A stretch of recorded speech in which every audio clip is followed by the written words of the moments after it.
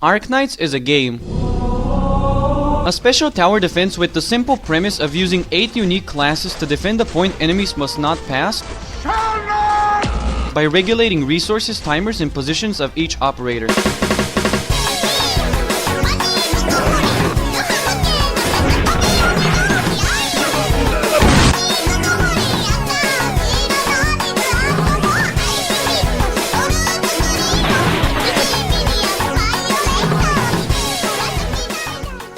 Tower defense is an ancient genre of games which doesn't get as much love as other categories do, so seeing a modernized and fleshed out tower defense is a rare sight. From the endless sea of gacha games I've tried like Azure Lane, Girls Frontline, Blue Archive, Princess Connect, Konosuba, the one that stuck to me the most was Arknights. Despite the gacha title stick to its name, it stays true to the nature of tower defense games, providing difficult challenges requiring time, patience, and mental stamina to complete by ignoring the slow progress of most gachas and streamlining it into a smoother experience to help ease in new audience of people who've never tried tower defense games before.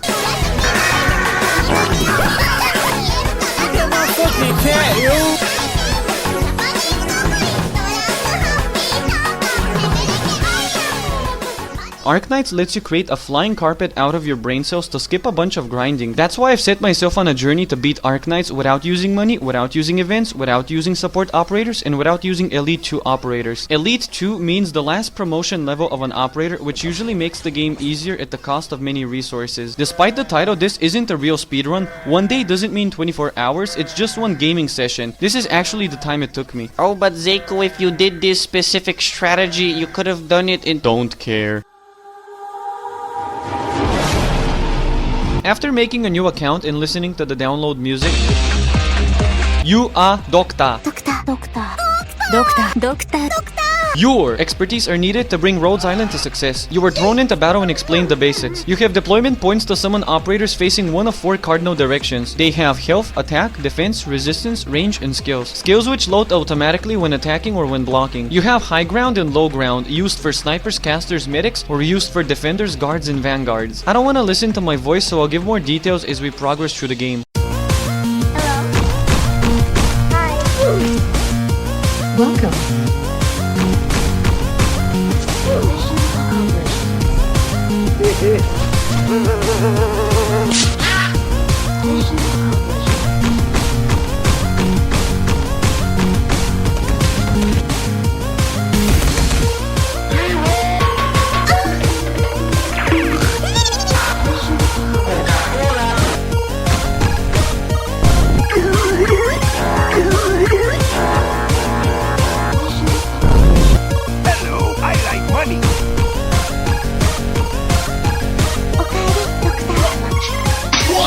The Vanguard guards the van. For early game, he's the man, farms deployment points like a machine to produce an entire team. The guard can guard the Vanguard or be an assassin behind the scene. With a lot of damage for eating, he needs someone to take the beating. The consistent sharpshooters of damage shoot and hurt enemies bit by bit like a rabbit eating cabbage. Big bulky tank absorbing everything in the front rank. This masochistic meat, any damage he will greet. Where bullets are broken, magic will prevail, piercing all armor, hammering their nail. Bullet, swords, and clashes, open wounds, blood, and rashes, deaths, and nears as the medic appears. Special boyos thrown in the bin. If you find the right situation, you win. Aids like a medic, shoots like a caster, slows down enemies, or makes allies faster. These are the 8 classes in Arknights. Some are more useful than others. Arknights gives you a wide variety of operators with different playstyles for free, while the rest need to be slowly recruited or headhunted as you play the game. We got Stupid Cat, Apurupai, Silver Ass, Rat, Floof, Froj, Cowtits, Eminem, Donkey, and more. Chapter 0 was only a tutorial, so now we officially start Chapter 1.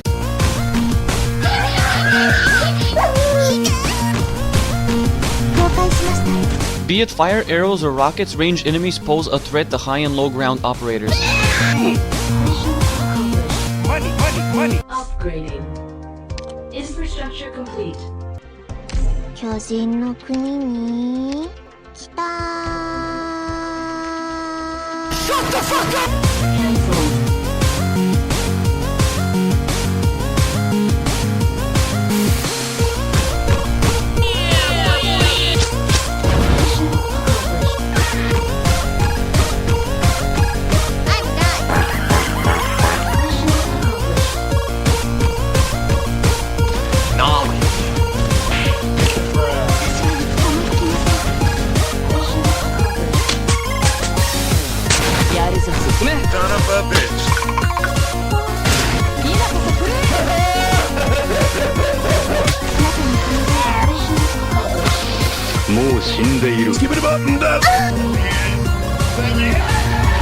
Roadblocks block the enemy's path, forcing them to find a different way to move on.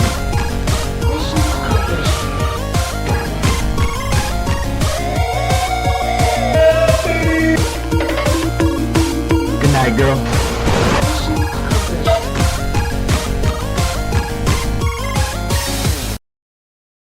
So yeah, high health, move pattern, unique skills. Bosses. Our first boss is Crown Slayer. Likes to blink, is very bullied, is very bullied, is very bullied, is stinky. Unlike other bosses, he has no resistances.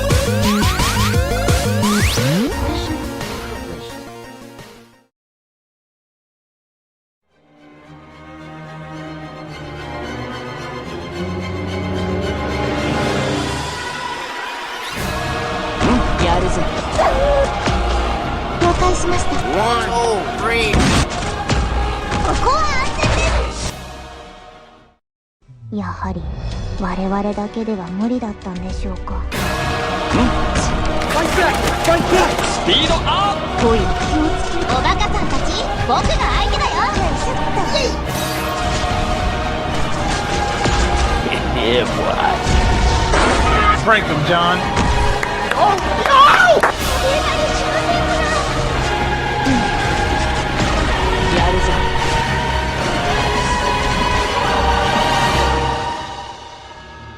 Mission accomplished.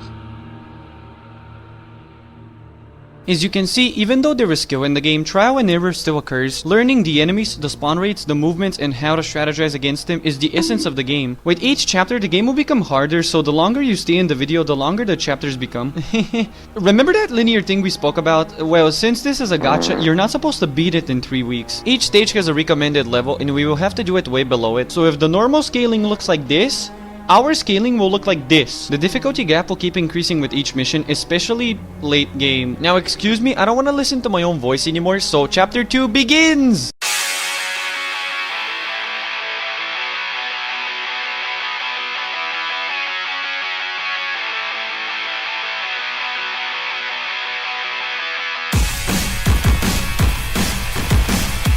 A heavy boy immune to most physical damage, you need arts damage to cut him down.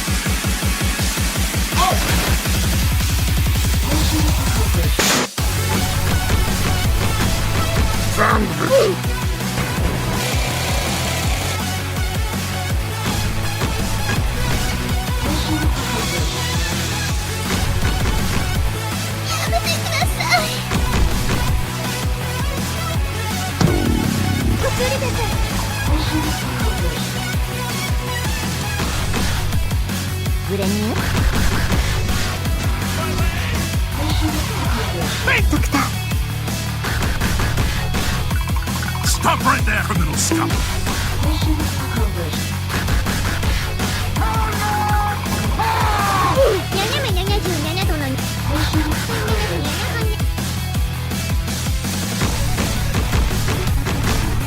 Just like your own casters, enemy casters ignore armor, both single target and area damage. Cast a spell. Willy Wigger, kill that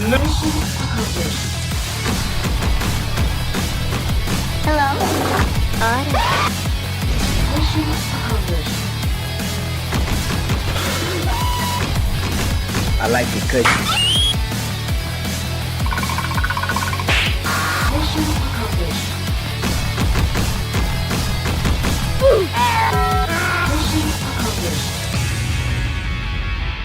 Day 1 ends, Day 2 begins, Stage 2-5. Until now, I was hoarding all my money in XP packs, trying to not upgrade operators much, but Stage 2-5 is the first wall we hit.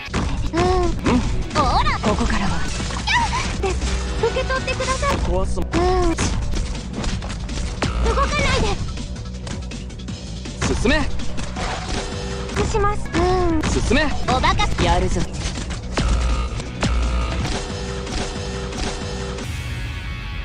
I'll have to commit resources into my operators so they have just enough stats to pass the level. The stage recommends level 35, but that's not happening because we're not playing normally. So I choose to use my XP packs and money to upgrade Cross, Quora, and Hibiscus. And this is what I do. I put Jessica on the top right corner, Cross on the bottom right, Quora to block for Jessica, Hibiscus to heal Quora, Mirk to heal the donkey, then the donkey, replace Jessica with Angelina, then Hoshiguma blocks for donkey, and finally Lava to replace Angelina. Anything else, I'll just improvise.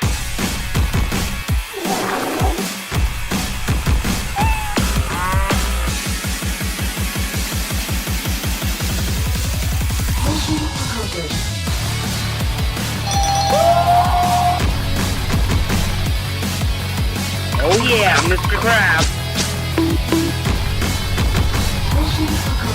Stage 2-7. Career for DP, Beanstalk DP, Jessica damage, Hoshi blocking, Cross for damage, Donkey arts, Lava area, Quora blocking, Mir for healing, Hibiscus healing.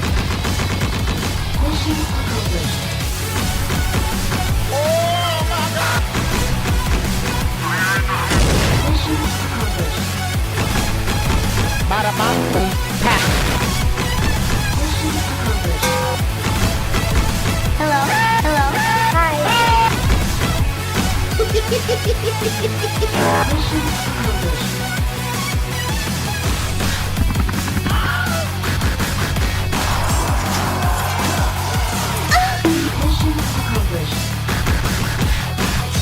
Please let me out.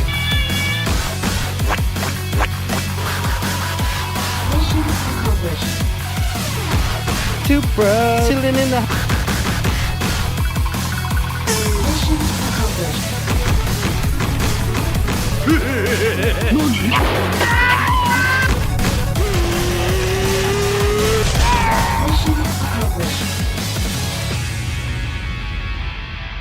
Chapter 2 and Day 2 are almost over, but just like every other chapter, there is gonna be a big threat waiting at the end.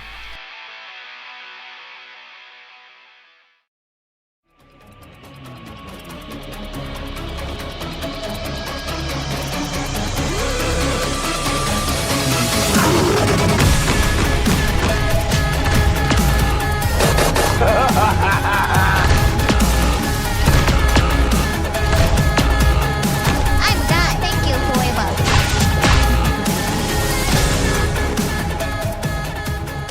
Skull Shatter's attacks reduce armor and hit hard, while his melee attacks two-shot any defenders we have. So blocking this boss is not an option. Actually, every time he attacks, he stops, so you are incentivized to keep him busy with an attack target. None of our operators have enough health to survive, but 12F has the ability to dodge 50% of physical attacks. With a little bit of luck, he is our scapegoat to slow down the boss and take out the aggro. Career, Beanstalk, Cross, Mirk, Melanfa will deal with the right side. Two-Tail Cat, Horny, Donkey, Rock will deal with the left boss side.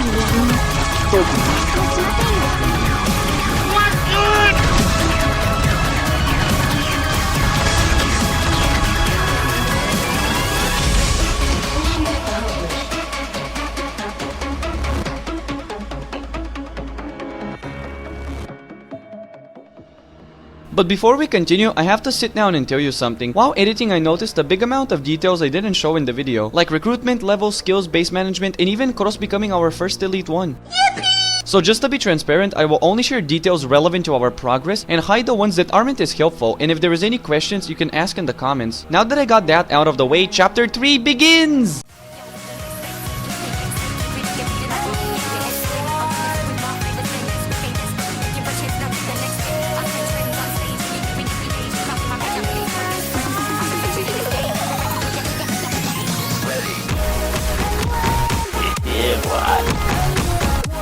Invisible enemies are immune to any damage until blocked or revealed, while operators on bushes cannot be targeted by anything unless revealed. Hey,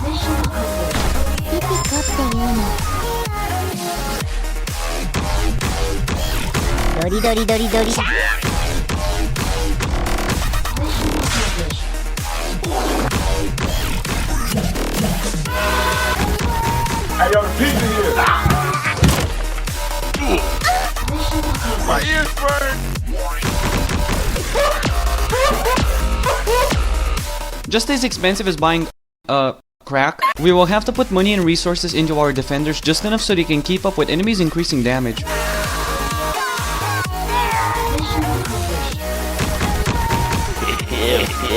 Yeah, boy.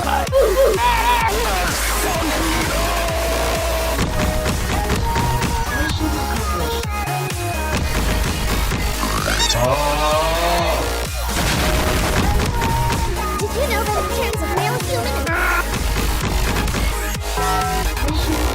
Stage 3-7. Block the 4 roads, Curvier for DP, Beanstalk DP, Amiya casting, Lava blasting, Eastern spanking, Hoshi tanking, Mir for healing, Melanfa flanking, Quora and Matterhorn tanking.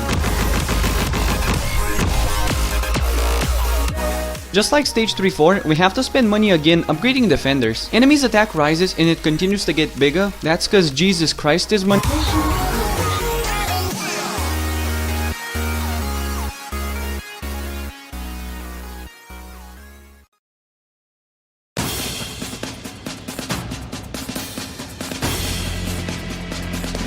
Oh, shit.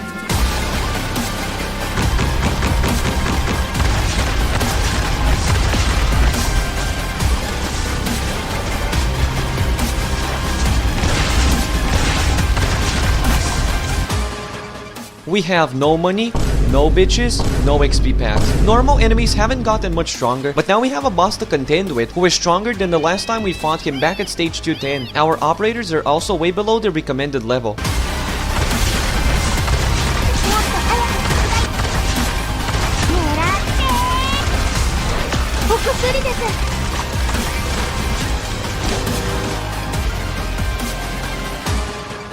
So what would you do in this situation? You're fighting a boss with area damage who is too tanky and impossible to block, while also fighting enemies that require constant attention. A. Split your operators, B. Group your operators, C. Farm for resources, and D. Burst the boss. Time's up. If you voted anything other than B, get out of my video. Shoo, shoo, shoo. Of course we group them versus area attacks. Let me explain. We can't split them because even if it's a rule in games that you have to keep area damage split, our healers will not be able to possibly heal everyone, and we need everyone to defeat Skull Shatterer. Farming would work but wastes time and energy. We have a limited amount of energy, so exhausting all the strategies first would be better than farming. Burst, we have no operators that can deal damage that fast, while also Skull Shatterer starts moving pretty early in the stage where our deployment points are still low, so bursting is pretty much impossible. Grouping operators on the other hand provides 2 advantages and 2 disadvantages. Advantage 1 is that all damage will focus in one area. Advantage 2 is that everyone will be within the healer's range. Disadvantage 1 is that we can only damage the boss when he enters the area, and remember, stalling him with defenders is pretty hard. Disadvantage 2 is that because we are fighting so close to the blue boxes, enemies can easily leak. You wouldn't dare. You wouldn't dare. No, no, no, no, no, no, no, no, no, no. So now all that is left is to execute the plan. Career for start, Beanstalk DP, Jessica shoots, Hoshi to tank, Cross for damage, Amiya magic, Hibiscus heal, Mir for heal, Lava burst, 12 of tank and burst, Quora tanking, Melanfa flanking, and finally, pray to the Lord we have enough damage.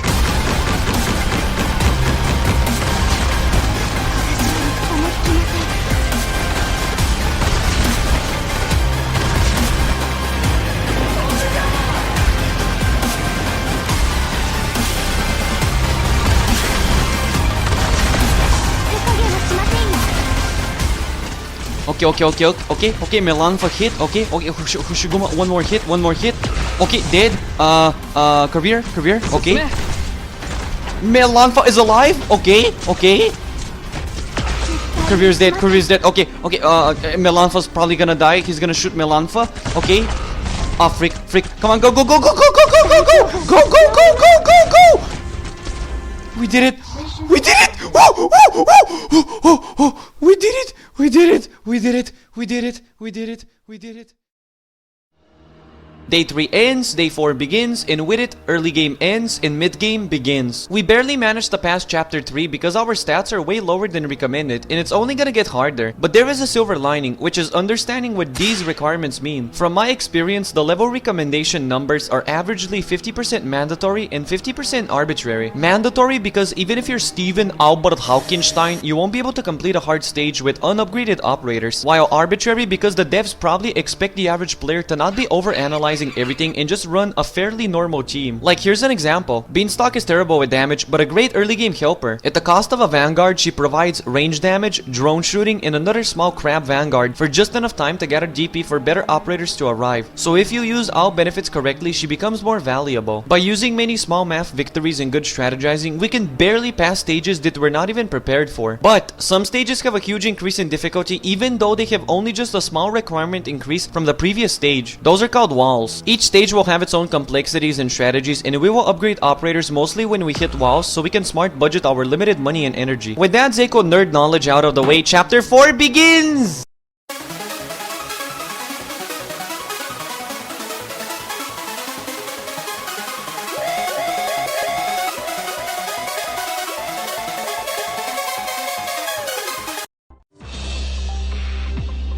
Well, there goes day 4.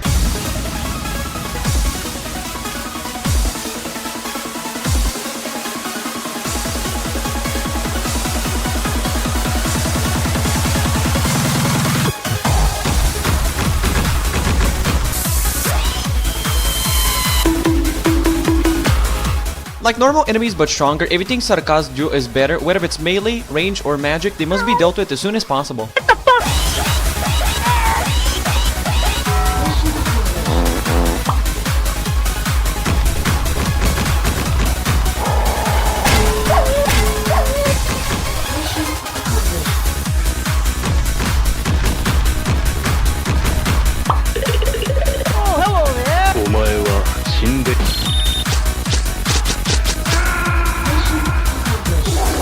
Stage 4-4. The red pits give damage and damage, too much space, let's make it a maze, put up a wall, vanguards we call, defenders and healers we raise, casters and snipers to finish them all, and once Stinky arrives in a rush, Shock has permission to push.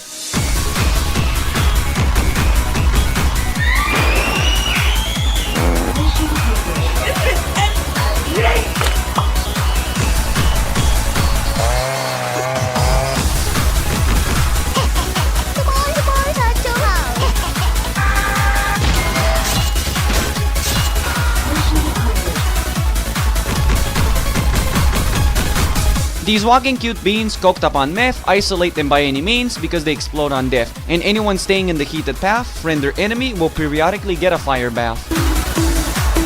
Lord have mercy, I'm about to bust.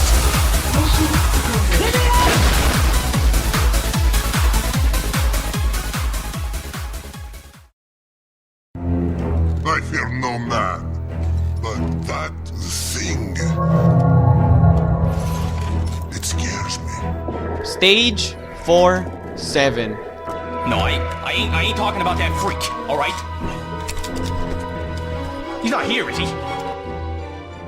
During my experience with the game, a common trauma that I see in Arknights players is this stage. Imagine your parents taught you how to ride a bike and then you get pushed down a steep road. Your dad teaches you how to swim and then he throws you into the ocean. Situated right in the middle of the game, Stage 4-7 is an ultimate test to see what you've learned, which a lot of people cannot pass without being very good, higher level operators, or straight up just using guide videos. Guide videos that you might not even have the operators or the level of those operators used in the guide, so now you're stuck until you get them. It even wants you to use good retreating and placement tactics, like retreating operators right after a spider dies to prevent losing the DP and getting some of it back, and placing operators in the right order because range units target the last one deployed in their range. Both of these are important in any level, but this stage will beat the habit into you, and you won't need to be efficient because the stage throws a bunch of different enemies and you will have to play around their weaknesses and strengths. Tons of explosive spiders both at the start of the stage and during the stage, forcing you to individually kill them and isolate them, or your entire team composition will be destroyed. Mages to punish bad positioning and lack of healing because of their very hard to reduce arts damage. Sarkaz fighters and archers to prevent you from easily isolating spiders and mages. Tanky units to check your frontline survivability and damage check your casters. And finally, flying units to punish any attempt at focus firing a single area. This is the beautiful dance of Stage 4-7 mutual benefits. In our case, it's even harder because we have no money. But I still managed to pass the stage and you will hear the entire detailed plan whether you like it or not. Okay, so I deploy cross to destroy the bottom middle spiders and defend the main lane and flying area. Next is Career for DP production and block the top main path, followed by Beanstalk with her Meadow Crab defending the bottom main path. Meadow Crabs can only block one enemy, so a second will always pass, the which we will deploy Melanfa to simultaneously finish off the leaking enemy and destroy the main path spiders because she can tank up to 2 explosions, which is exactly how much we need. As soon as possible, we get a healer going on the top left corner facing down for our main path blockers, and now 3 enemies rush the bottom main path. Meadow Crab blocking 1, and since Melanfa can only block 1 too, we will need to burst as soon as possible the second enemy, so we can barely have enough time to block the third enemy. For bonus burst damage and destroying the top main path spiders while helping Melanfa, we will deploy Jessica facing up, which will have the benefit of targeting flying enemies. The top spiders finally start moving, to which we react by killing both and retreating Career exactly before the second one explodes and replacing him with Matterhorn, and then replace the weak crab with Hoshiguma on the main path. But just as we do that, flying enemies and mages started spawning, flying enemies being targeted down by Cross and Jessica, while the mages destroy our early game Beanstalk, who is forced to retreat, and then we block the bottom mage path exactly within Cross's range using Gumi that has the ability to self-heal to counteract the fact that she doesn't have a healer, while Matterhorn is blocking 3 enemies, and fortunately his art's resistance is slightly higher, so he should be okay with blocking a mage. But unfortunately, snipers are busy attacking flying units, which is slowing down killing, and Gumi is already low and about to die to the mage on the bottom main path, but she has just the right amount of damage and healing to 1v1 the mage on her own. As we clear the mages and flying units, we need Executor for high physical area damage because more spiders will spawn from the top and main path, so time to replace Matterhorn with Quora, who has higher defensive stats, and place her 1 block ahead, preventing spider explosions from hitting anyone and isolating the damage only to her. Gumi manages to block 2 spider explosions, but before she dies, we place Mirk to keep her alive against her will to continue preventing the bottom main path spiders from crossing to cross Hoshiguma and Executor, because that would lose our main win condition against the incoming tank. 4 spiders start walking the top main path, and Quora has only 3 block, but Cross manages to stop attacking flying units and shoot down one of them, making them 3, which is blockable by Quora, and then Executor will finish them off with area damage, and then we will activate Quora's skill to prevent a lot of damage and heal up for the next wave. And speaking of tank, here he comes with the mages to support him, but we isolate the mages with Melanfa, Beanstalk, and her Meadow Crab. The Meadow Crab not enough to kill the bottom mage, but resists just enough damage for Melanfa, who is facing down to finish off her own mage and the bottom mage. Once the tank touches Hoshiguma, we skill her up to give her massive defense and prevent death, while Melanfa almost kills the third mage before a 4th mage is followed by 2 Sakura's units, 1 archer, and 1 swordsman. Melanfa and Beanstalk get killed by the new mages, and we suicide deploy Career to finish the unfinished business of Melanfa as the tank finally dies, but the 5th and 6th final mages have spawned, attempting to kill Executor, so we will stall with Matterhorn's life. Matterhorn dies and another pair of Sakura spawn, but his sacrifice saves Executor 1 shot away from death, while the mages start focusing the last operator deployed in their range, which is Quora, meaning Cross and Executor can finally finish everyone off. Did you get all that?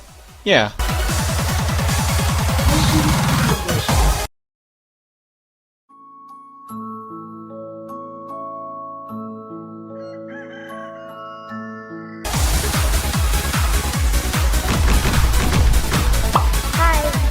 In addition to their art's damage, Sakura's casters lasso and stun operators with their Shadow Bind, killing them or disabling them if you leave them behind.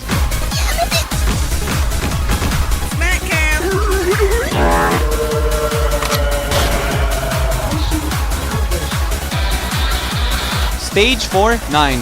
Beanstalk DP, Cross for damage, Mir for healing next in turn, Hoshi blocking while enemies burn, Executor area damage dealing, Hibiscus healing, Quora blocking, Yato casters baiting and locking, Gabio Beanstalk replacing, and final, Matterhorn placing.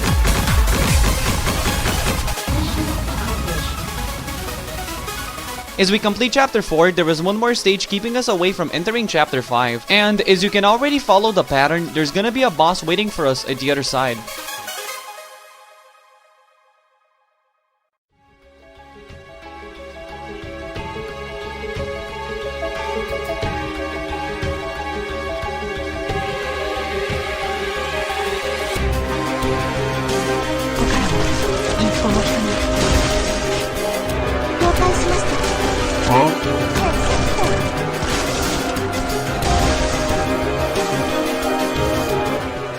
Code is a cruel mule. It won't have a bedtime story for you, so you better bring your own. Since the dawn of civilization, our best way to avoid code is to stay away from it, bundle up, and actively keep it away. Frostnova uses code to slow down our operators with huge bursts of crippling area attacks, and periodically chooses 2 random tiles around her to become uninhabitable until the end of the stage. We have to treat her like a radioactive chemical and stay away, but also be close enough to fit in our range. If not, we just die. Career and Beanstalk DP, Jessica early damage, Hoshiguma blocking, Ame prepping for later damage, Hibiscus healing especially the style, Mir for healing the healers in front rank, Quora to block the incoming tank. And as Frostnova reaches exactly here, Gavio, Melanfa, and Cross will hold the choke point. Cross and Gavio are safe, but we will keep Melanfa alive with multiple healers and let only her suffer from the code, as she can slowly away chip some damage while also keeping the crippling ice blasts out of range. And finally, pray to RNG's Frostnova's random black icicles land anywhere but Melanfa's tile. If this is her tile infection range, there is 9 tiles, she will infect about 6 of them until she dies, so there is a high chance Melanfa will die and we restart the stage. Stalling time on this boss for too long is mathematically a terrible idea because the longer she lives, the closer she gets, the more you fight back, the angrier she gets, the worse it all becomes, and victory becomes impossible.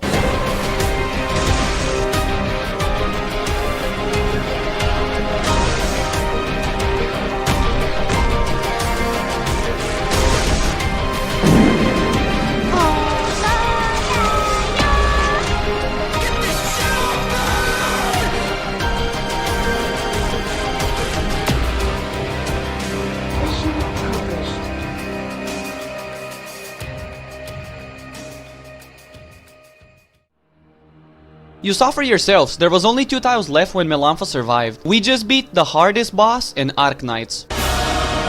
Nah, I'm just pulling your leg. She was relatively easy, but we definitely did get lucky, and even though we do have the minimal stats to beat enemies, the further we go into the game, the more they will punish us. Time is becoming a problem.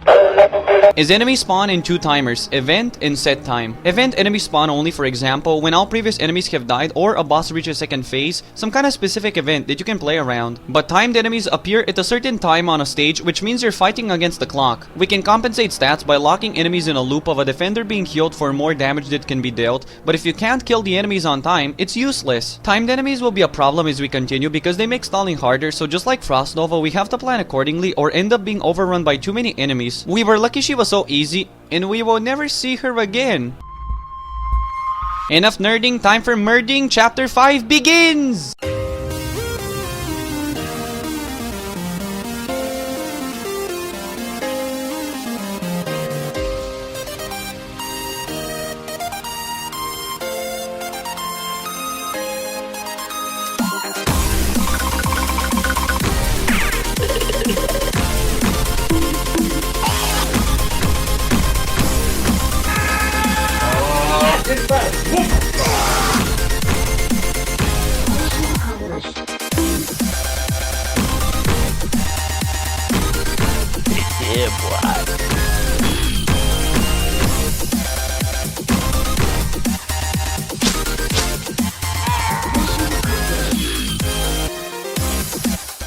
Day 6 ends, day 7, 8, and 9 begins. Why all 3 at once? Because the game now is a lot harder. There is more stages that need my explanations, and we are farming for Elite 1 operators. What you see during the video are brief ways of how I beat the stages, but most of these take hours to complete. I'm not gonna show most recordings because farming stages for resources has become 30% of the recordings for Chapter 5. So don't expect to see 90% of the time I spend retrying stages until I get them right, or how I farm resources unless it's an integral part of the video. Now enough nerding and knowing, time for more action showing.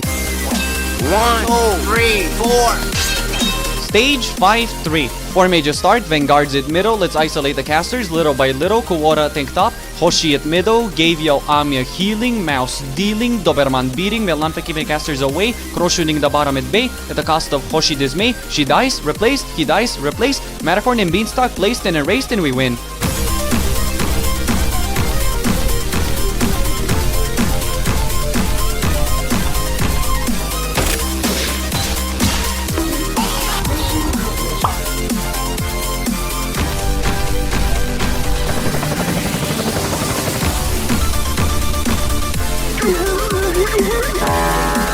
Bombtails carry an explosive charge, throwing and causing a burst to the enemy they see first, so we need a scapegoat on watch to deploy, retreat, and dodge.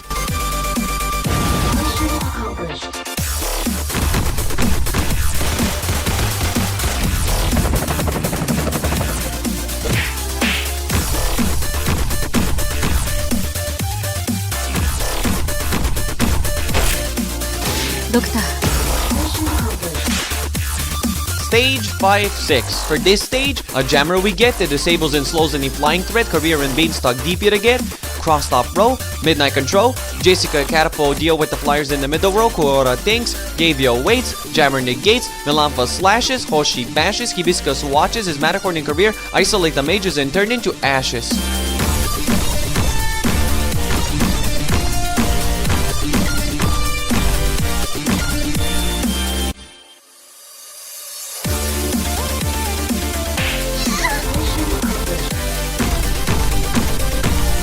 These flying boils pose no threat, but yet their high armor is rough, kill them with casters, or stay in their freezing debuff. Yo, who the fuck from my...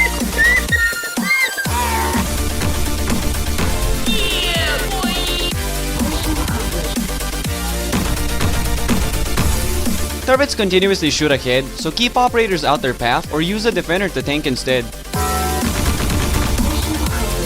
Stage 5-9. Career in the front up, Jessica next up, cross on the back line, Gumi in the next line, Plume to Sashaluro, Hoshi tank a lot with Melafa on top, give Lance a healing, Midnight dealing, Quora beating, Plume gets ravaged, Matacorn damage with the last enemy barely managed.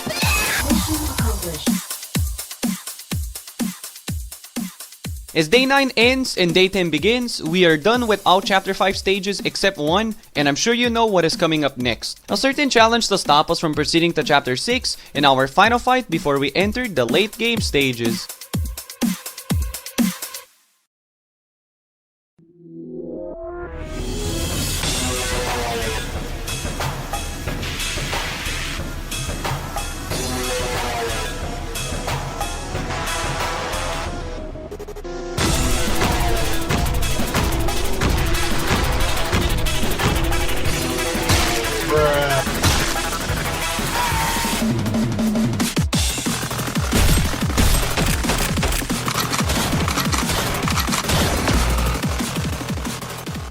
Here comes trouble and make it double. This stage features two bosses, both being distant and hard to reach. One is support and one is damage. Mephisto heals enemies every time he blows his breath, losing his precious damage the longer the stage continues, while also being in a really awkward spot for high ground operators to reach him. Faust on the other hand has global range and can shoot through the whole stage, dealing criticals for 250% damage every 4th shot.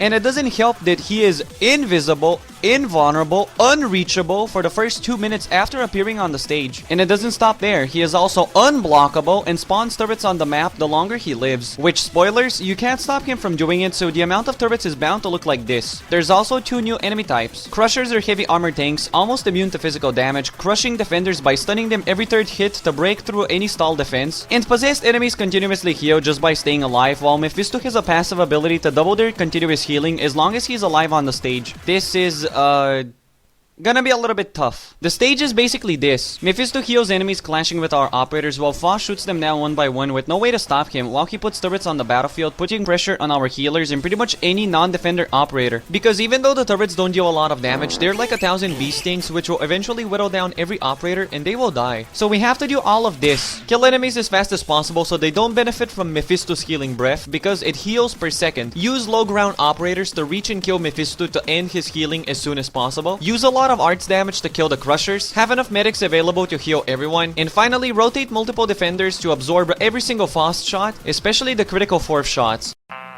Well, Zako, defenders barely take any damage from Faust regular shots, so even with his critical hits, you could still use just one defender to tank it all. Wrong! Because you might be thinking of percentile resistance, where the damage reduction scales with the resistance, so the damage you will take will always be reduced no matter the incoming damage. In Arknights, arts resistance is percentile, but physical damage is reduced by what's called flat resistance. Here's a quick explanation. If an operator has 30 arts resistance, any arts damage will always be reduced by 30% no matter the incoming damage. If an operator has 500 defense, a fast shot of 1000 physical damage will deal 500, but if it's a critical of 2500 damage, it will deal 2000. So even though the damage is only 2.5 times bigger, it will deal 4 times as much because any damage above 500 defense will no longer be reduced. Which is why we have to rotate our rotisserie chicken defenders to swallow up and take every big shot Faust shoots at them and keep swapping them after each session because early in the stage they can't survive for long. And after cooking for about 2 hours of trial and errors, this is the final plan. Career to generate DP and block, Amiya to destroy Crusher number 1 and defend the middle, cross covering bottom to middle, Midnight to block while attacking Mephisto, loading up his skill to destroy Crusher number 2, Jessica covering top to middle, Hibiscus healing bottom side, Gavio healing top side. And right here we place Melanfa hitting only Mephisto while getting smacked by 2 mages, but healed by 2 medics. Right before Faust appears, Kushiguma is placed, he shoots her, 1, 2, 3, and then we deploy Kuwara to take the 4th critical shot. She survives, 1, 2, 3, critical shot, she dies, and we replace for Gumi. 1, 2, 3, critical, she lives. At this point, Mephisto is killed, 1, 2, 3, critical, she dies. After Gumi dies, Faust moves to the battlefield, Crusher number 3 moves forward and dies, Kuwara is restored and can finally start the cycle again. Faust does 1, 2, 3 critical 3 times, and Kuwara barely survives because of her skill to get bonus defense and regeneration. Her skill will keep tanking all the shots while he moves down, and we will keep the operator Lancet just to tank a critical shot if things look really bad. Faust cannot be blocked, but he stops temporarily here, allowing Melanfa to slash him, and as he moves left, we just pray he dies, which should be approximately here. But if he passes the zone, we lose.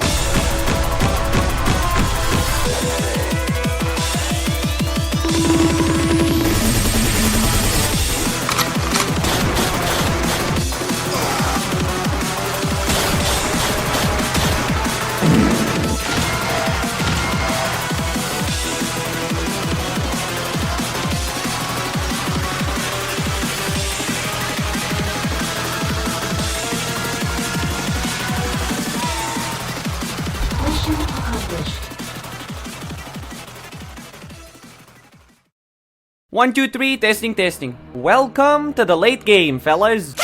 If I messed up any of these 26 lines, the stage would have failed and we would have had to try again. And now this is bound to happen even more often as we progress the game. When you have operators this malnourished, teamwork is really important, and if one of them fails, everyone fails. Which is why the video says 22 days and only 10 have passed, despite the chapter progression. Failing stages just to learn from my mistakes and fix them takes time, especially when we aren't allowed to feed our operators due to the time constraint of farming, and we have to time our operator skills appropriately. Most of the operator skills are simple and fit the role of the operator pretty well, which is easy to understand and not much going into details is needed. So I only mention skills that are unique and important to the situation, like why Midnight's skill can kill armored enemies or why Kuwara can survive 3 fast shots while other defenders cannot. There is gonna be a lot of trial and error, so let's all go fail together as chapter 6 begins!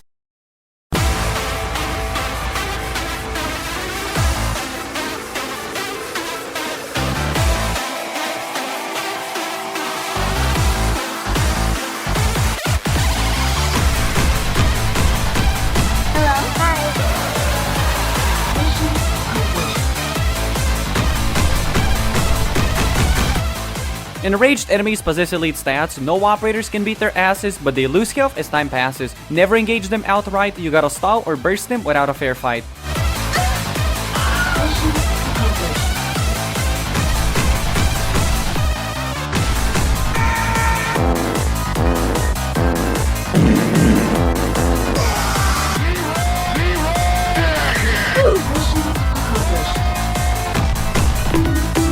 Surprise, motherfucker!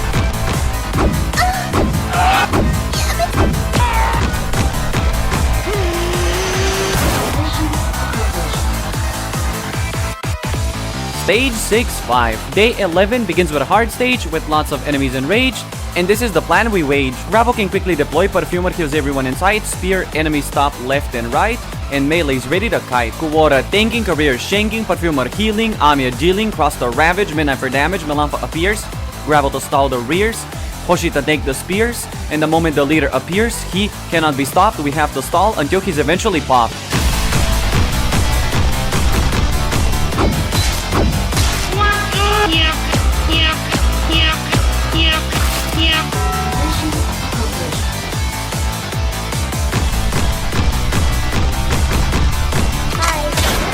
I'm done, thank you. What the dog? No. Once in your slow, twice in your frozen, casters and spiders apply code that becomes a stun, there's nowhere to run, while Yeti dogs and raiders deal extra damage to frozen operators.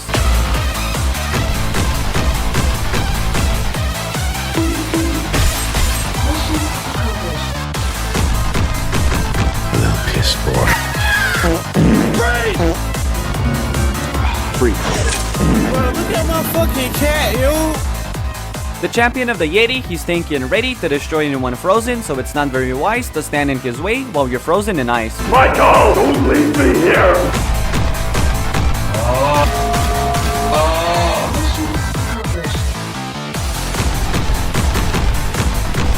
Hey, y'all, come look at this.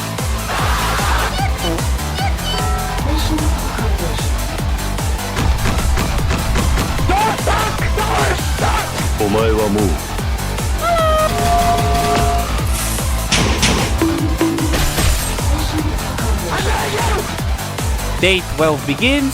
Stage 6, 11.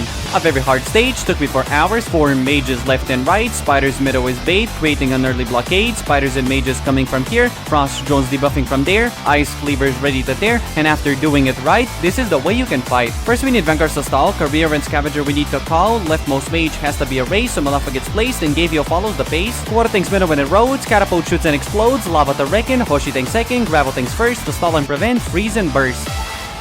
While Mir heals the bottom, Frost Drone hurts the top, with Stewart the drone we pop, Catapult skill we activate and bop, Vanguards die, Gumi is set, drone gets wrecked, enemies in the middle get swept, Melampa round 2 as additional enemies come through, Scavenger holds spiders and dice, Gumi can handle the heat so Career holds excessive guys, just enough time he buys, and then he dies, Ice Cleaver arrives, but there is no ice which is nice, their survival chance is slim, let's follow this plan and win.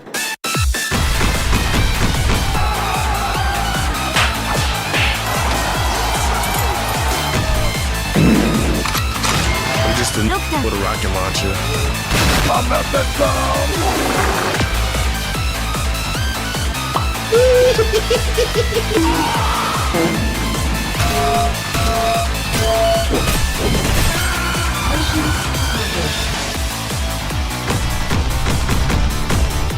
A stationary ice crystal, releasing a chill breath. Operators have to avoid its style or they will be frozen to death.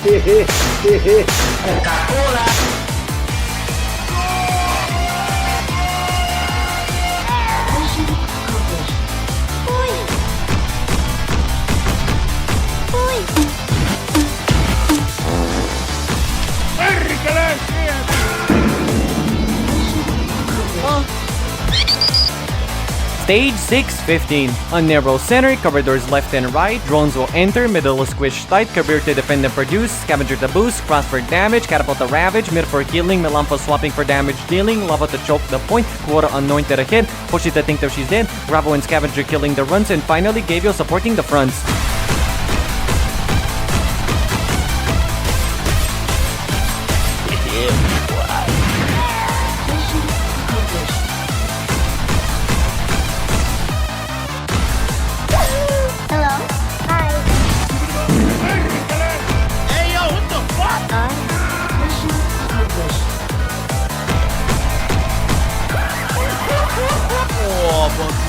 Not you!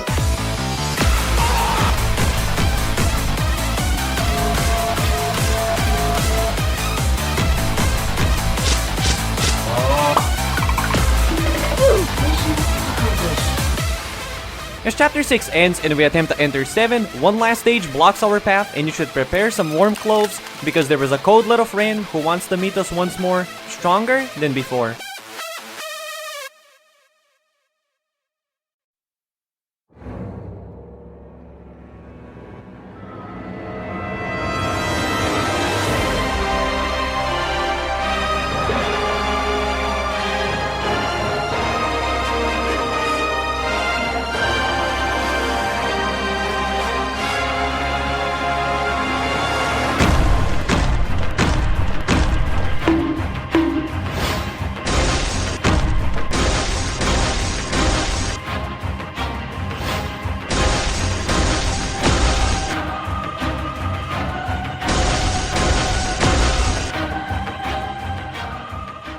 Frostnova is back, stronger than before because she's a big bored. She's resilient and angry. Just like before, keeping her stalled will lose us the battlefield. However, this time, we absolutely need to keep her away for as long as possible, even if that means losing a third of the map and relying on her not freezing any of our stalling tiles. And the reason why we want to keep her low on heal for as long as possible is because her phase 1 is generally the same as before when we encountered her for the first time, but we want to be fully prepared before triggering her final new act, phase 2. Am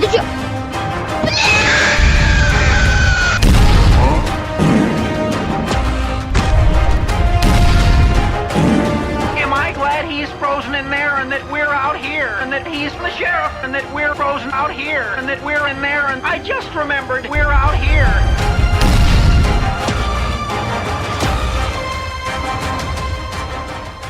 Once Frostnova enters phase 2, she solidifies her status as a late game boss, increasing her damage against frozen operators, permanently freezing one more tile during her black ice attacks, spawns ice crystals on the bottom left and right of the map to freeze any operators positioned there, and limiting even further our tactical spots for deployment. She gets a new area attack with a huge range, matching the range of any of our highest damage ranged operators like Amiya and Cross, which are needed for consistent DPS to kill bosses. And finally, she is invulnerable for 20 seconds, so we lose any momentum we have built before killing her, which is why we try to stall and kill all other enemies before triggering her second phase. At this point of the game, you're supposed to have Elite 2 operators which would be able to counteract Frostnova's stats and give an array of much stronger skills to use against her, but we don't have and cannot have. After trying for hours, all I could end up is on frozen battlefields with not enough damage to kill Frostnova, because even after rotating all of my operators around her multiple times, she just doesn't give them enough time to live to deal damage to her.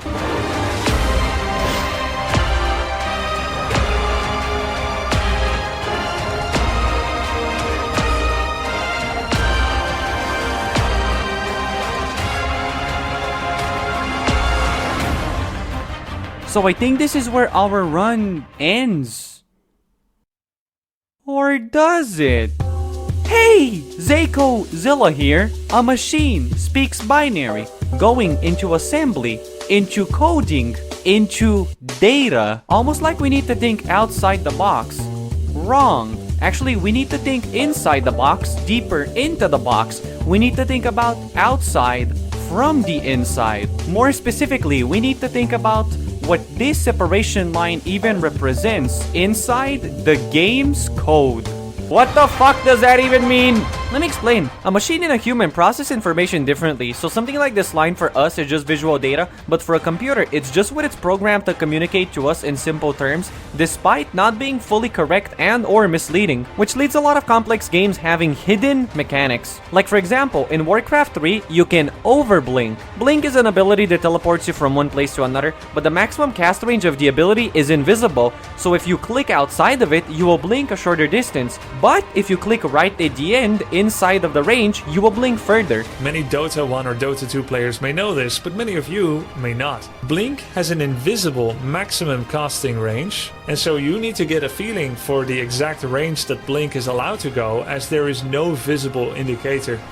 If you blink too far, you will not blink far enough. If you blink just far enough to be max, then you'll be able to make use of it.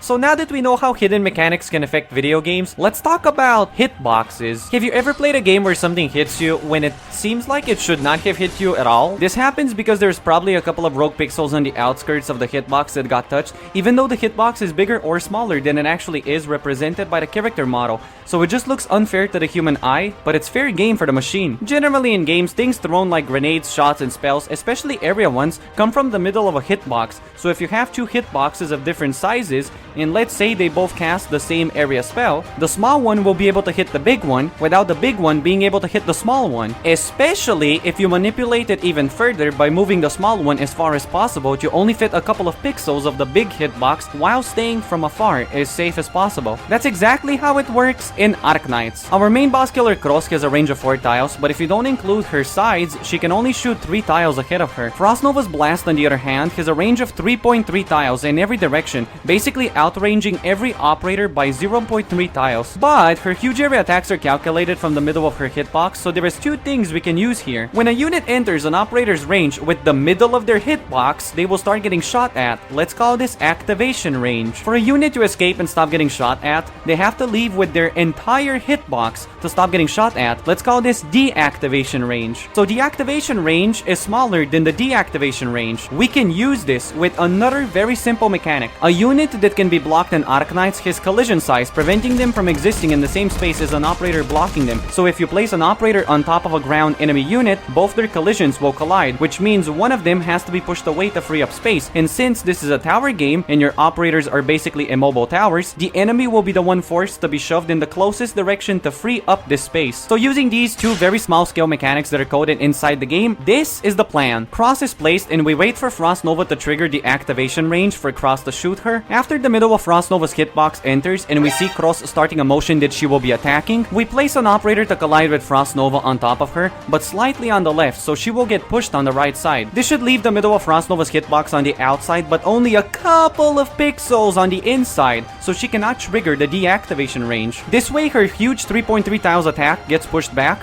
because it comes from the middle of her body. She can get shot by Cross, but she cannot hit Cross back. So Cross is safe, while Crossnova is not. I meant Frostnova. Frost both these nuts. And all we have to do is keep replacing whoever dies to keep pushing Frostnova slightly back. And hopefully, once we cannot do this anymore, she passes, Cross dies, and we have dealt enough damage to potentially kill her. Elysium starts, Midnight embarks, Cross on Nova to bust, Matterhorn biting the dust, Melampa to solo with Gavio duet, Stewart to melt, Hoshi to be melted, Amiya reporting in, Mirk supporting the rim, Gravo, Elysium, and Gummy to stall, and once Frostnova passes them all, we do the hidden mechanic shenanigans here. When Frostnova's the only threat, we retreat everyone near. Once the plan fails and the battlefield is on ice, she goes right through and slices our guys. She arrives at the bottom, Amiya and Cross to meet her, Melampa and Mirk to greet her, Gavio and Midnight to beat her, and if she passes them all, we lose because there is no deployment space to defeat her.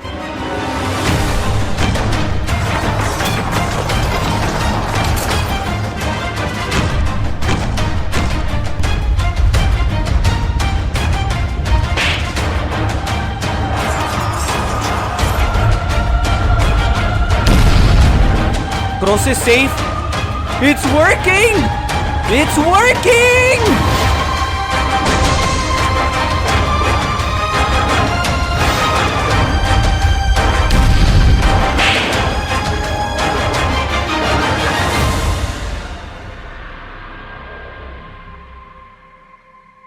Mission accomplished. As we finally kill Frostnova, we can now celebrate that we beat the first late game boss. And by doing that, we only just unlocked an even harder path with stages and challenges filled with even more hours of suffering. Late game stages are pretty much all meant for elite or higher operators due to the enemies taking significantly less damage to the point where individual enemies can become an issue if not dealt with mathematically properly. But rules are made to be broken and so is my brain. So we are gonna continue marching forward through the difficulties until we eventually hit a wall so big that we cannot pass, we die, and the video ends. But you're the viewer, not me. I don't know how much time is left on the video. I'm just a talking Zako PNG on a black background. And now I'm behind you. And for the people interested in the uncut clips of every single stage victory, I'm gonna upload that separately so you can physically see me struggle through the screen. And speaking of struggles, I've not had enough. As day 12 becomes 13, chapter 6 ends, and chapter 7 begins!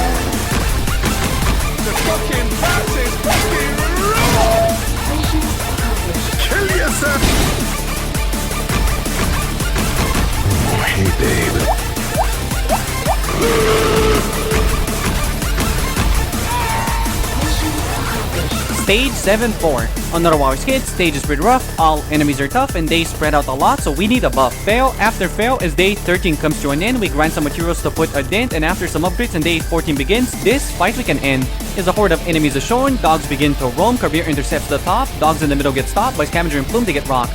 Lancet supports the back, dogs rush bottom for a snack, Gumi is sent to cook, crossed overlooked, Midnight top to manage, Hoshi gets ravaged, Executor area damage, Melampa joins on board, new operator Ethan deployed to sabotage the horde, Escuota tanks using her gourd, the final huge wave is shown, Career and Scavenger are thrown, and we chew through the enemies through the bone. What are you boobing about? Yeah.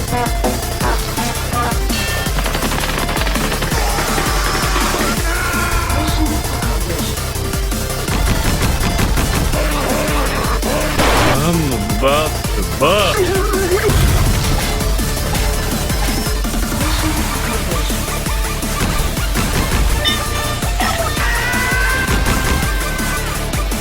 exist on the field with no sword and no shield. They inspire enemies, making them tough, remove them, or suffer their stackable buff.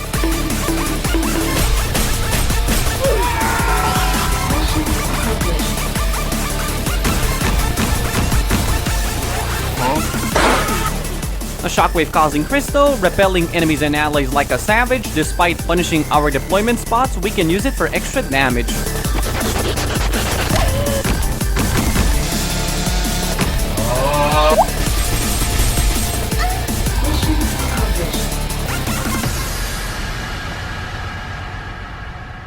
Oh no.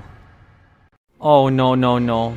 No no no no no. No no no no no. Stage 7, 9. This stage, I tried to forget it, dissociating myself from a world where this can exist. I used advanced copium mechanisms to keep myself from remembering. But we finally reached it. There is no going back. If I had to suffer, so will you. This stage was a game of its own. I didn't fucking play Arknights. I played stage 7, 9. This stage took me 3 days. About 1/8 of my recordings is just me trying to beat this stage. For context, chapter 0, 1, 2, 3 took me the same amount of time as this stage. It is the one stage to rule them all. Actually, this Reddit comment hits the nail on the head. 7-9 is probably the hardest non-event, non-challenge hard mode. It's the closest to high-risk contingency contract or some other stage with early, hard-hitting rushes. My Twitch viewers would actually know about this. I used to stream completing contingency contracts, which in short are supposed to be the hardest Arknights challenges, usually taking me 6 or 7 hours with maxed out operators. In comparison, 7-9 is more like an introduction to contingency events. It definitely has lower difficulty, but we also have significantly lower operator power. So I've basically put myself in a situation where I'm playing something harder than the hardest designed events for the game.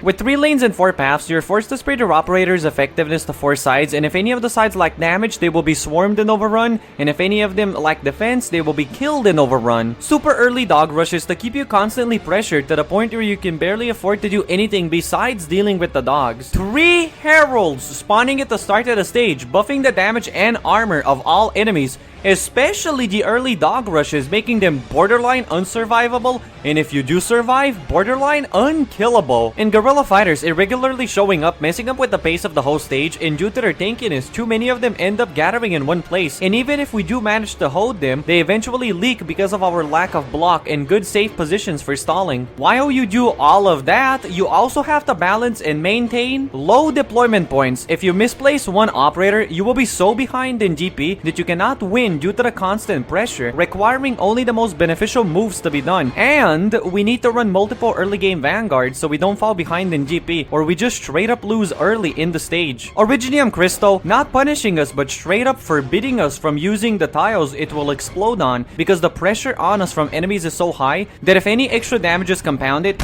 it would be impossible to win because it's impossible to deploy any medics on the right side. Oh, and let's not forget, you're not defending just the left and the right side. The middle hero will make 2 laps around the middle section and then just pass, which means we need to commit some damage and deployment resources into stopping him, preventing those resources from helping us dealing with the other 3 paths which are under constant pressure. Every single stat matters, and the way we distribute it along the paths is going to be the difference between winning and losing, and this distribution is very tight. So tight indeed that even small trust differences matter, which I didn't even mention throughout the video, but there is a stat called trust, which is helpful, but we never relied on it as much as on this stage. Whenever you win a stage with an operator, they get very small points of trust, and up to 100% trust gives you up to 100% trust bonus stats, which are different for each operator. So for example, if Cross has 60% trust and her trust bonus is 50 attack, she will get 60% of the bonus, which is 30 attack. To reach 100% from 0%, operators need 10,000 trust, which is about 100 hours worth of in-game energy. The reason why it's so high is because the game gives you less trust bonuses the more you use the same operators to incentivize you building teams with operators you have used less, and also because you're not meant to speedrun the game. With our limited operator choice, power, resources, and trust bonuses, this is gonna be rough.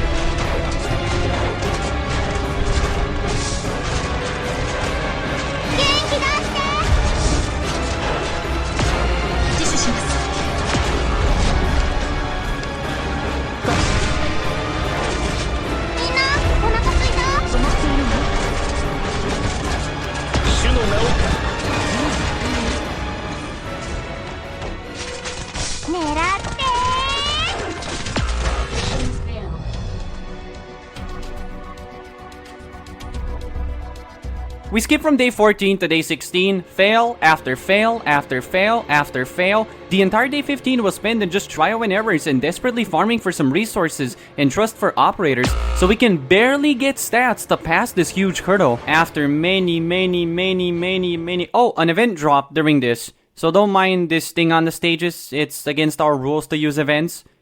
Many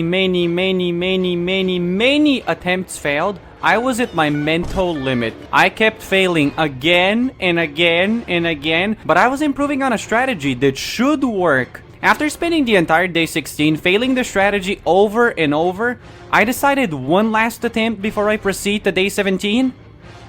And it finally worked. And against your will, I will explain to you the entire detailed plan. Alright.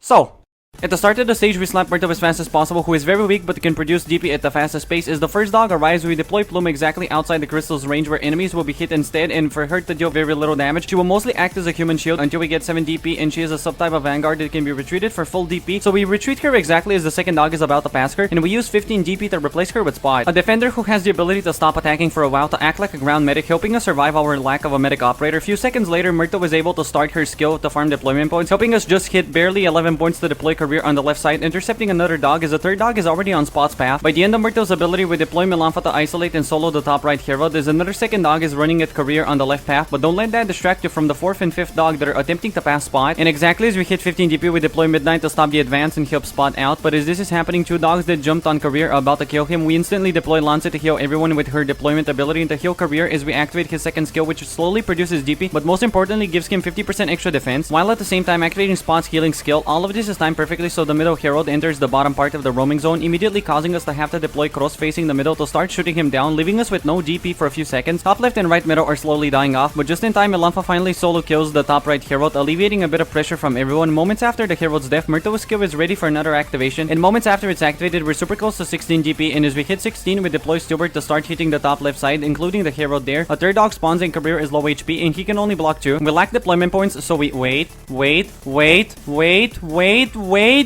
and retreat career on the brink of death to get enough points to replace him with Bigo, who is a simple defender able to block 3 dogs that career would not be able to. Guerrilla enemies are about to come to the top right side, and the moment the first enemy touches Melanfa, she is able to pop her skill for increased damage, so we wait,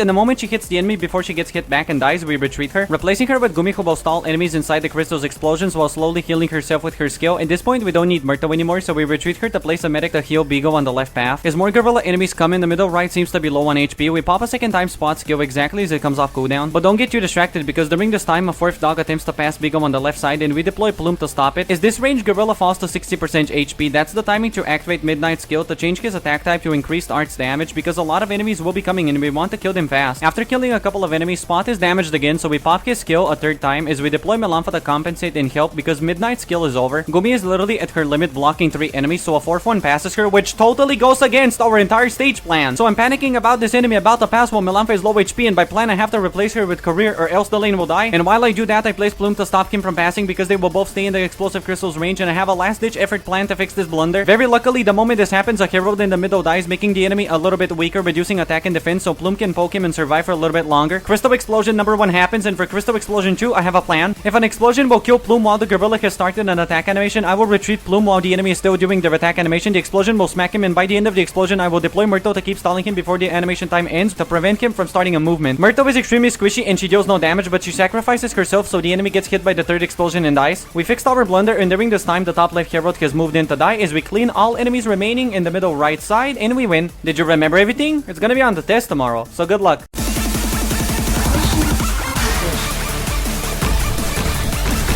Oh, hello there. Sarkazer back again. with mercenary power. Immune to the crystal commotions, their claws get stronger from the explosions, allowing them for sharper ravage, as their weapons get bonus arts damage.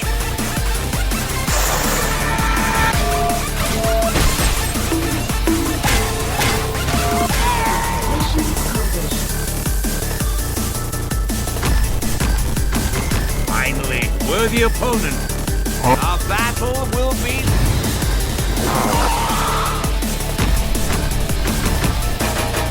Sniff, bark, bark.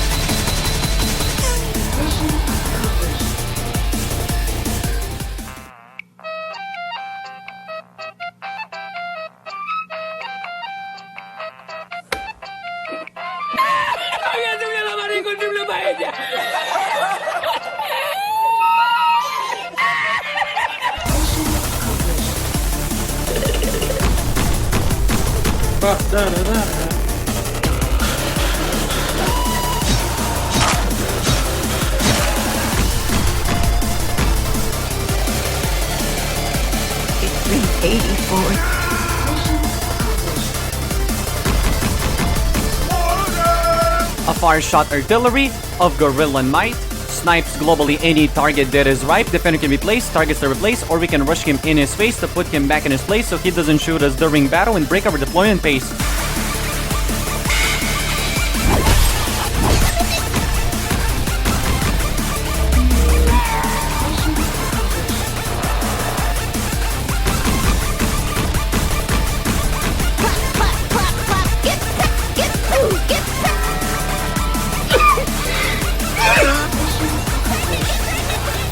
Day 18 begins, stage 7-16, starting off with 4 shields and ending us with mortars.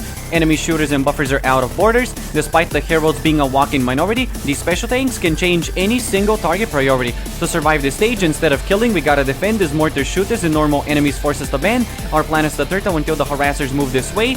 We slice them open on the east bay, while defenders and casters swat them away. Elysium starts, Kuwara to tank, Jutando to deal area damage to the entire rank. Hibiscus for healing arrives. On the east side, Menlampa arrives, camping enemies to take their lives. Mirk to support the flanking, Spot mortar tanking. Gumi to help Menlampa, keeping leaking enemies at bay.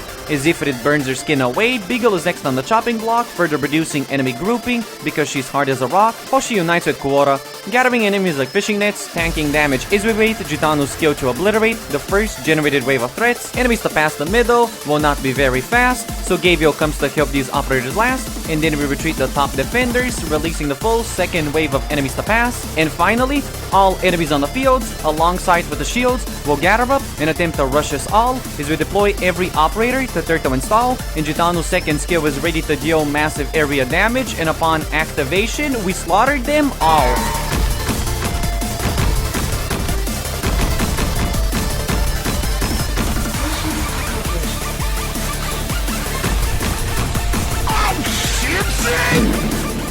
Explosive mines to patiently set on the field. 25 seconds after place, the next enemy who steps will be crippled or erased. You motherfucker!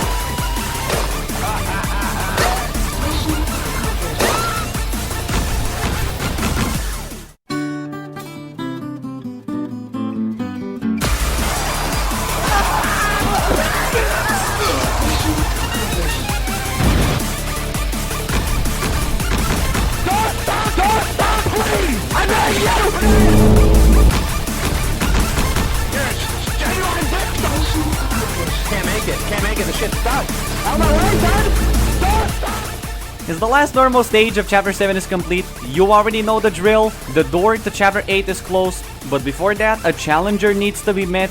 A towering body of an angry, looming threat.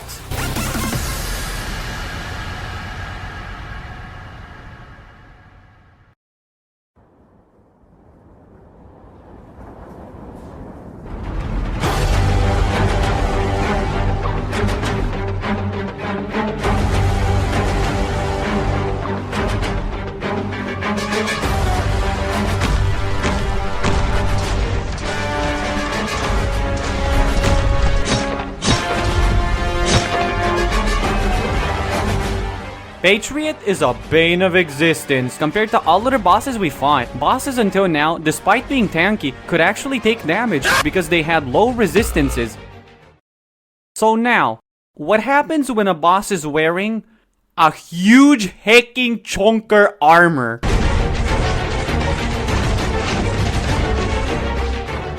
Yeah, he barely takes any damage because it's all reduced by around 90%. Luckily, we start with 15 mines, and despite one mine dealing almost no damage to the boss, they are pretty much our only high damage source we have because they deal true damage, which is unreducible. And also, interesting fact, 15 mines deal exactly the entire health bar of Patriot. So as long as we learn the walk pattern of Patriot, which should be like this, we can plant 50 mines along the way so he steps on them all and dies. And the reason why I'm saying walk pattern is because you're not blocking this boss. He one-shots pretty much any operator in the game, including most defenders, so he is impossible to block. There is a little bit of a problem with my plan though. He is not alone. Gorilla dogs and fighters will attempt to swarm the bottom left side, which we can barely deal with. But the biggest problem is the 3 claw mercenaries that will spawn, and all 3 will attempt to pass through the top side where Patriot's movements will be happening, messing up with not only our placed mines, but also on the way to the boss, the Originium Crystal buffs their attack, making them rend through our only defenses. Usually this is not a huge problem, but Patriot has a permanent double effect Herald buff, which means while he is alive, all enemies are buffed as though there are 2 living heralds on the field at all times, so the claw mercenaries will slash and kill our only choke point defender and we will lose. As much as we need all the mines possible, we still have to use some of them for the mercenaries, but using 3 mines for 3 mercenaries is a huge waste, so this is the plan. We deploy Spot and mercenaries come out one by one. To prevent his death, Spot will heal himself once with his skill. Usually Spot would get obliterated if they had buffed claws, but he will stall them right on the edge of the crystal explosion so they cannot get buffed. After all 3 mercenaries have gathered and Spot eventually dies or is retreated because they are grouped, we can now just use a single mine to cripple all of them at once, saving the rest 14 for damaging Patriot. And then we scatter the mines along the boss's path, let the operators deal with the rest of the damage that is needed to kill him, and we win.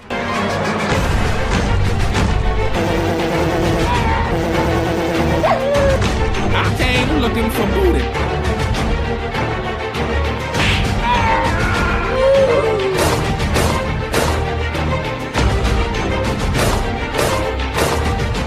Damn, this boss was kinda easy. Let's finally proceed to chapter 9.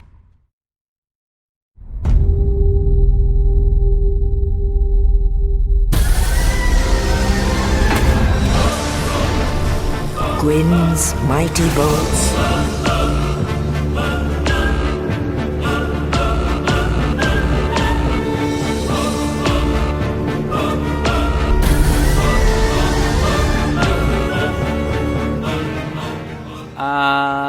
Patriot has a second phase. This brings 2 huge problems. Patriot changes his gameplay. He will no longer one-shot low ground operators and he will reduce his resistances, but he will still deal huge damage every attack while also burning everyone near him, dealing damage over time. But most importantly, as you saw, every 20 seconds he will target the furthest high ground operator and throw a spear at them to one-shot them. He will be doing this infinitely, and even losing one of our important high ground operators can be game over. And the second huge problem, only 18 out of 45 enemies spawn during Patriot's first phase, which means the rest 27 enemies are just waiting for him to die, and when he does, mortars will spawn, snipers, a sudden rush of many guerrilla fighters, and 3 more claw mercenaries while we have 0 mines. So it's just inevitable that the 3 new claw mercenaries will pass the crystal, get buffed, shred our defenses, assuming our defenders can even keep up before that happens, because we can only afford 3 high ground operators helping the bottom left side, as the boss will revive to full HP and move towards the top exit.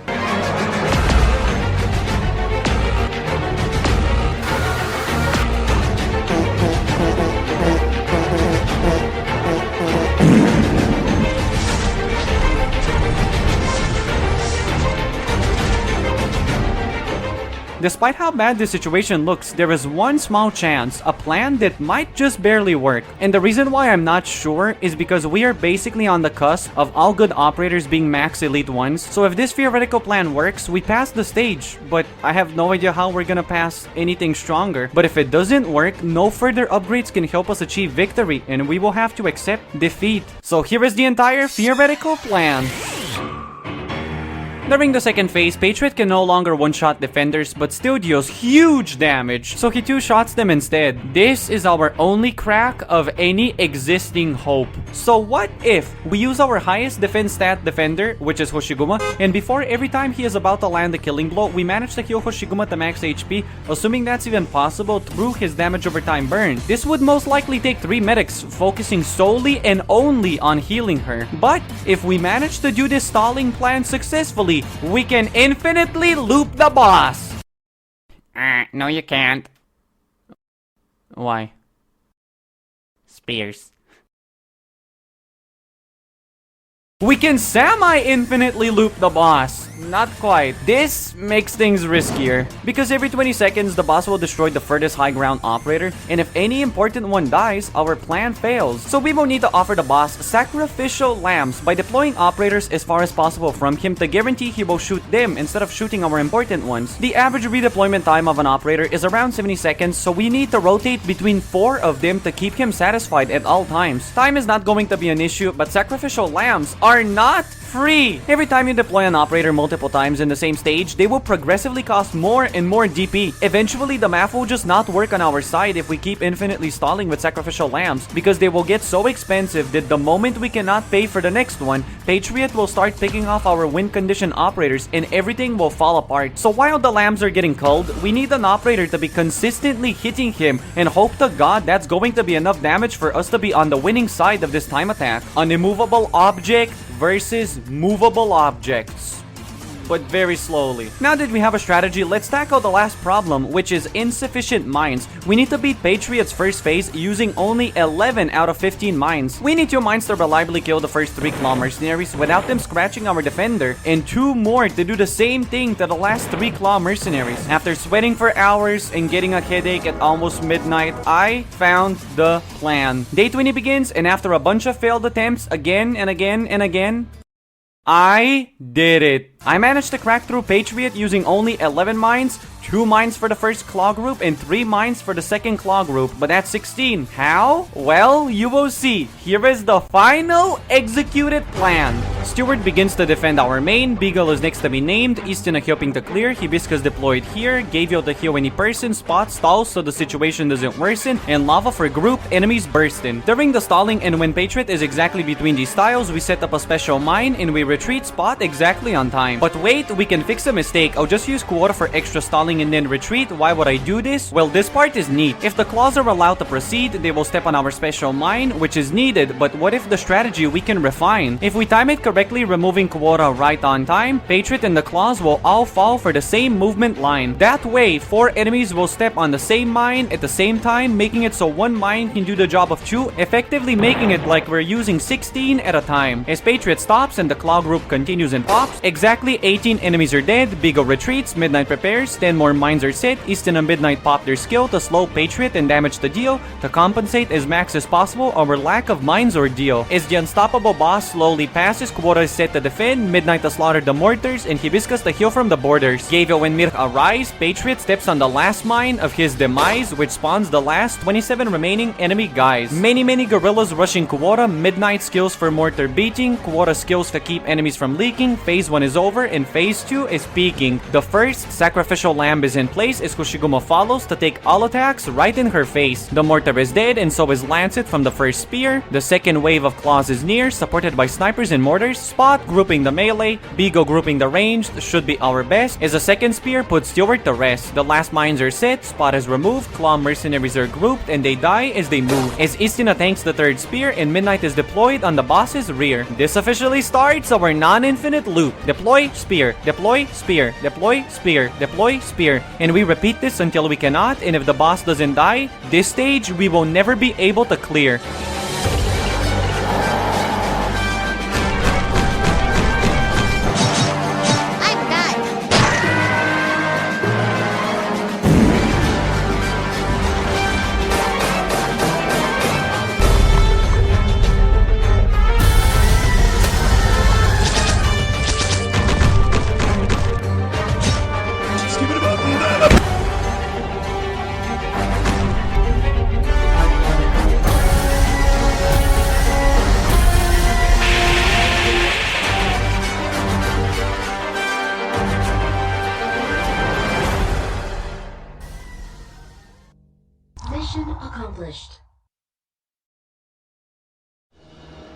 Patriot is fucking dead. But with this victory comes the realization that our desperation has reached its peak, as our operators are pretty much at the end of their Elite 1 power. If we meet a group of enemies or a boss that is slightly stronger than Patriot and there is no gameplay mechanics we can apply with skill to compensate for difficulty like hidden mechanics or loops, we won't need an Elite 2 operator to proceed, which is against the rules of the video. So in an alternative world where Patriot hit only 10% more damage, the video would have already ended, but we're still alive, baby! Rushing forward while kicking and screaming until we eventually get consumed by the void of darkness of whatever inevitable stage will end our run. So strap yourself in as Chapter 7 ends, Chapter 8 begins!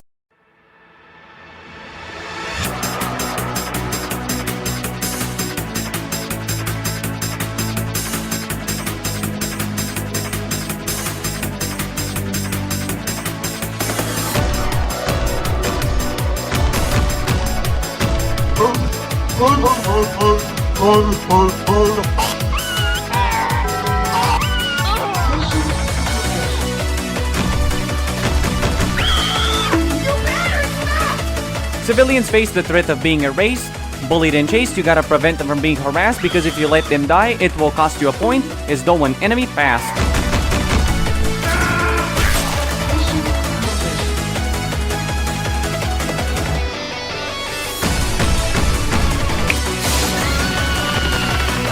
Tallulah helps us fight. She isn't moving just anywhere. We have to protect her while she sets enemies on fire, until she moves all the way to the enemy square.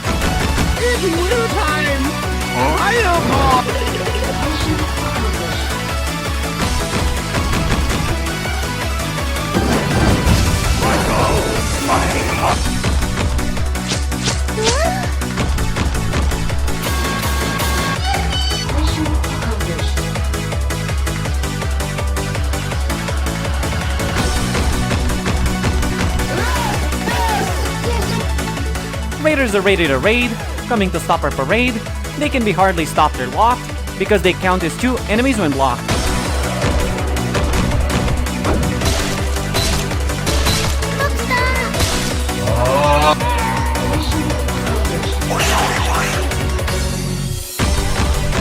Shadow Wizard Buddy, he love cast spells.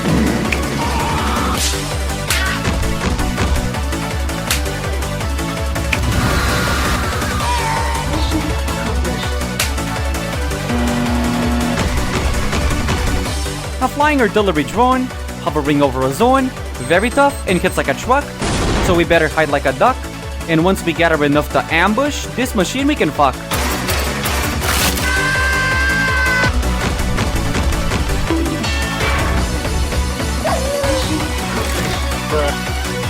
Stage R88, the quintessential big brain level. This stage requires precision and fast decision, and a single mistake will put everything at stake. So, 5 artilleries rocking and 6 barricades blocking. We have to escort Tallulah through a certain path. While skimming mini drones, explosive bath, she slowly burns with extra damage as enemies spawn in sections, which we will need to manage.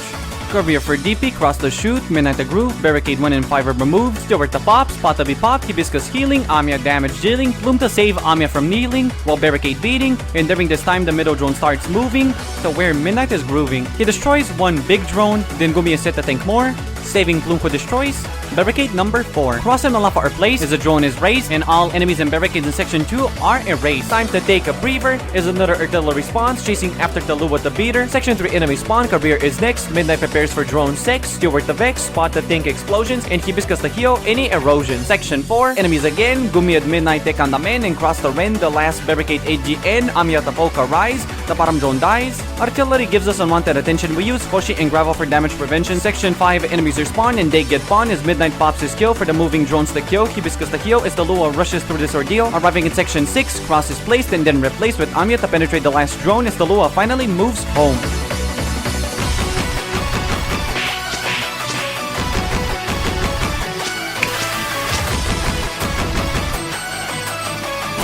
Goodbye, back to the lobby.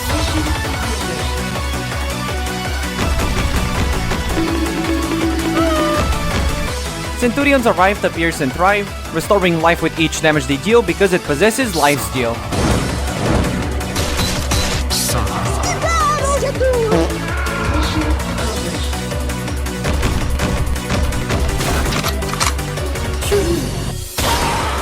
Strikers shoot when they are alone, and when blocked they poke a bone, and when their health half decreases, their damage double increases.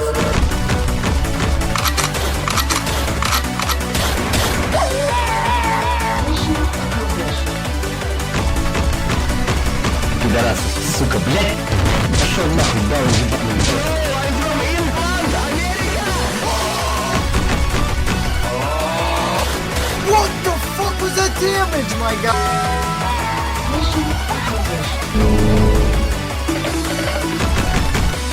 ほう、向かってくるのか。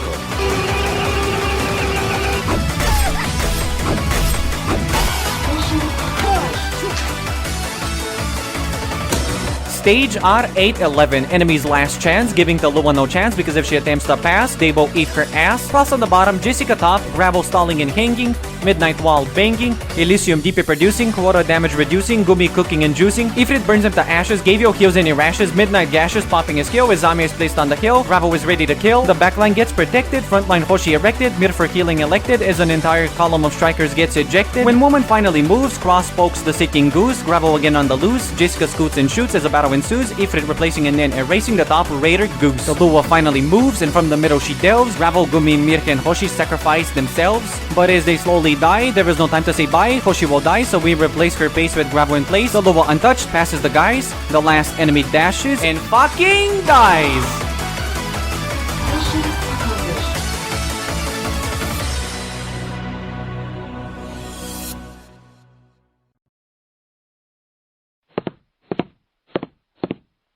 Everyone, thank you for coming to the funeral as we celebrate the death of our run, Stage M88.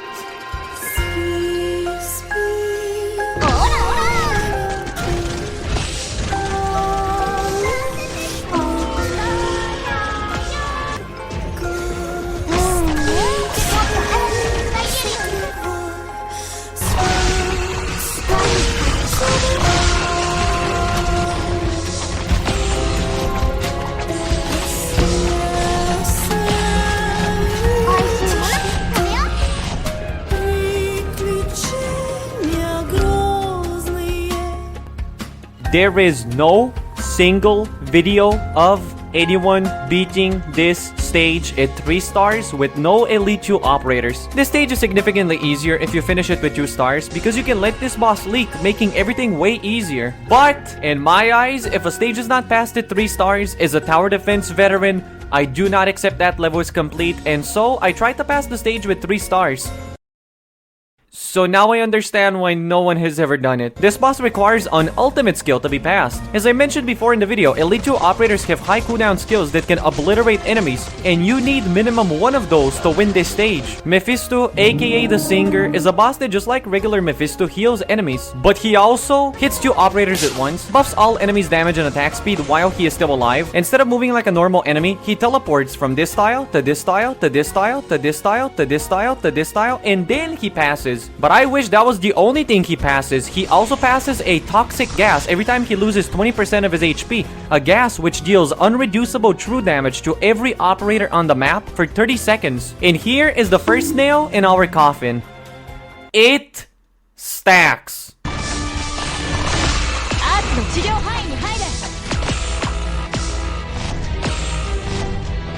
Oh yeah, I said the first nail in our coffin. Well, how about another one? The second nail in the coffin, once the boss hits 0 HP, he become egg.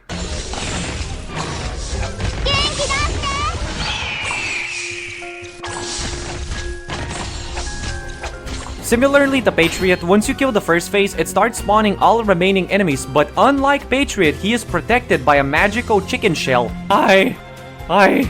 I didn't hear no bell. And finally, the third nail in our coffin. After 100 seconds, Mephisto respawns stronger.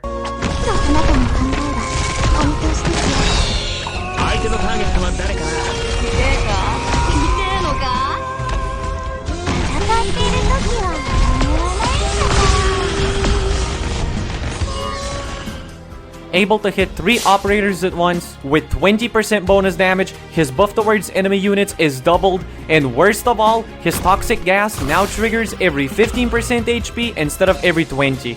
absolute cinema. We were so close to beating chapter 8, but we did not make it. During day 21 and 22, I tried everything I possibly could, like different combinations of operators' positionings, and I concluded that I cannot pass this stage. But still, here is the closest attempt I did, where I got the boss to second phase in 50% HP, which is the best I could do. 皆さん、世界を平和にするために頑張りましょう。みんな、おばこを地獄の方、いつでも行けるぐらい狙って倒します。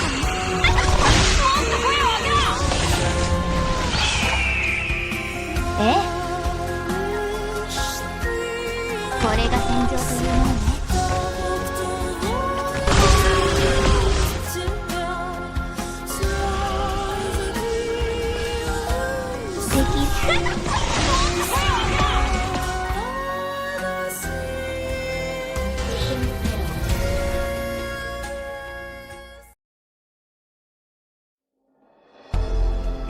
So I'm declaring a challenge. Whoever can beat this boss at 3 stars with no Elite 2 operators, I'll give you $5 and a 5 gum. I recorded this video's footage in December 2021. I went to get milk in 2022 and 3 and came back to finish it in 2024. Hence why my voice changes throughout the video. Arknights is an amazing game with a great amount of skill expression that can carry you very far. And if you are a tower defense enjoyer, I highly recommend it. Whether it's your old whatever the fuck this is pronounced or getting an emulation on PC, you too can enjoy the pain of suffering on one screen with dubious illustrations on the other. Flexible gameplay, challenging stages, and a ton of enemies to outsmart and exploit as the game progressively adapts more iterations of other tower defense game mechanics, like the light mechanics from Shadow and Cursed Treasure or the water enemies and lily pads from Plants vs. Zombies. Arknights is designed to constantly test you, and even if you're a dumbass with a degrading brain-rotted brain of a 4-year-old without object permanence and the inability to hold an internal monologue for more than 4 seconds before you get bored, I believe in you. Events. Despite being a gacha, the barriers of what it means to be a tower defense have been broken pretty well, such as their roguelike Slay the Spire progression modes and huge mapped base building macro stages. The art style. Beautiful maps, simple sprites, respectful art from small protectable and cultured to big breedable and vultured. Most importantly, is it a furry game?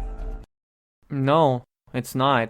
What is wrong with people? And I know you would cowgirl the cowgirl, don't you dare lie to me! But it's not just what you see, the audio is also amazing, from impactful sound effects to many musical genres, making it even a joke in the community that Hyperglyph is not a game studio, but a music one. Arknights is a great piece of gaming art that I wanted to share, and I hope I have filled your brain with as much useless information as I could. This video would not be possible without my supporters, the big buns providing me big muns so I can buy big guns to destroy all my detractors. From Twitch to Patreon to YouTube, I sincerely thank you everyone for being the best. Enjoy these fan arts by my amazing viewers, more video projects to come, so